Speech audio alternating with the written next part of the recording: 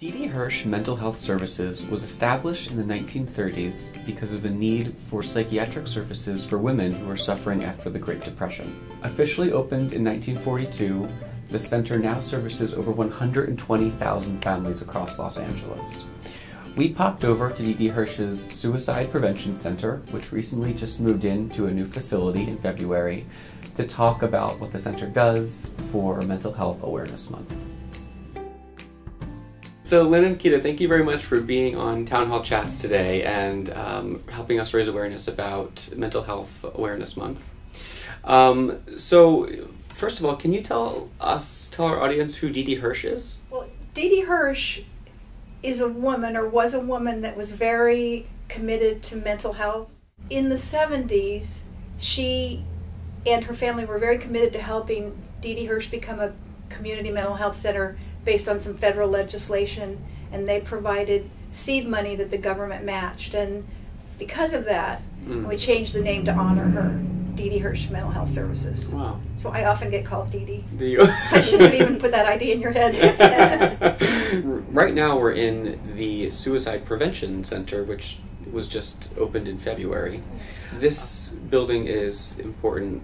Kita, you and I were talking a little bit about it the other day, about the signage out front. Can you talk a little bit about why that is? When we were looking for a building, some of the criteria were that it would be on a busy street and we'd be allowed to have a big sign that said Suicide Prevention Center. Because if you go other places in town, you'll see cardiovascular centers, and we need to take suicide out of the shadows. It's an illness like other illnesses, and people need to know there's help, and they need to be comfortable talking about it. So we wanted a beacon of hope.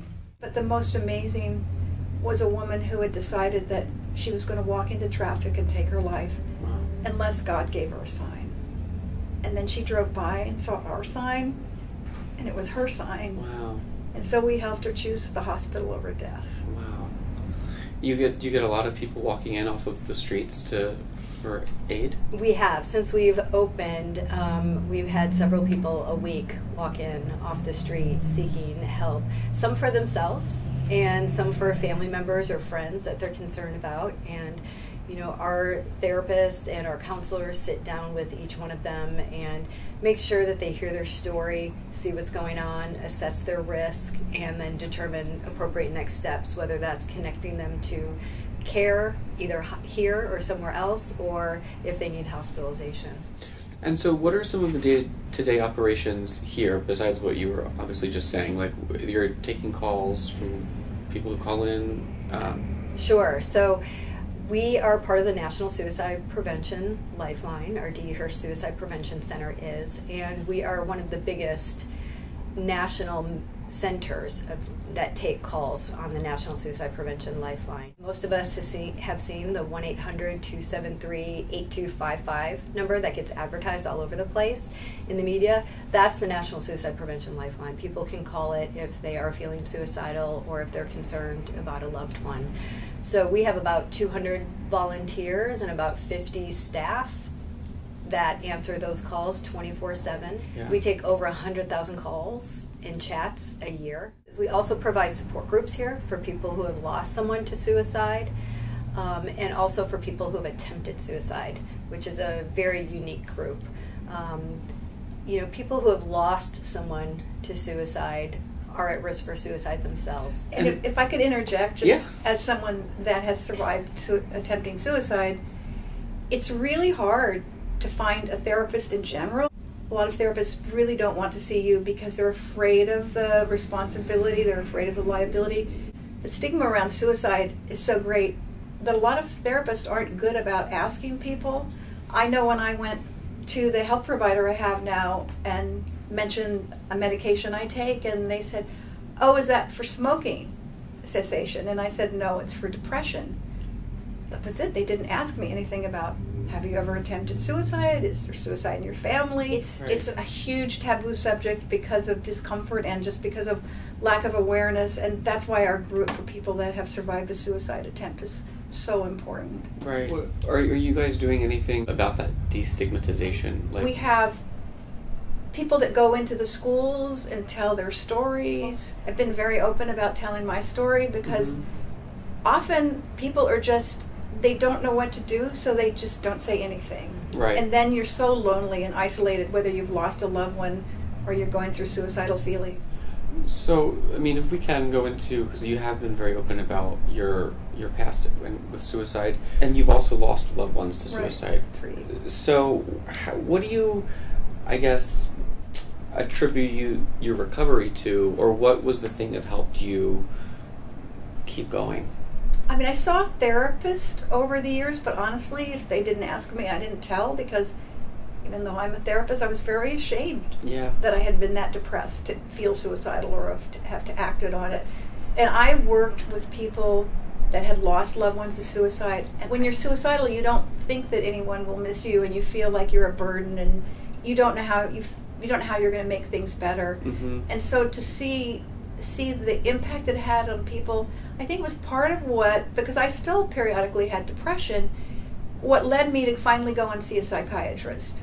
I needed the medication, and when I finally took it, it just made such a great difference. And it's like, why did I wait so long? Right. And the only answer was because, well, it was stigmatizing, even for a therapist. So when I started talking, I mean, then I felt a burden lifted. But when I started seeing the psychiatrist, then I realized I don't have to do this all by myself.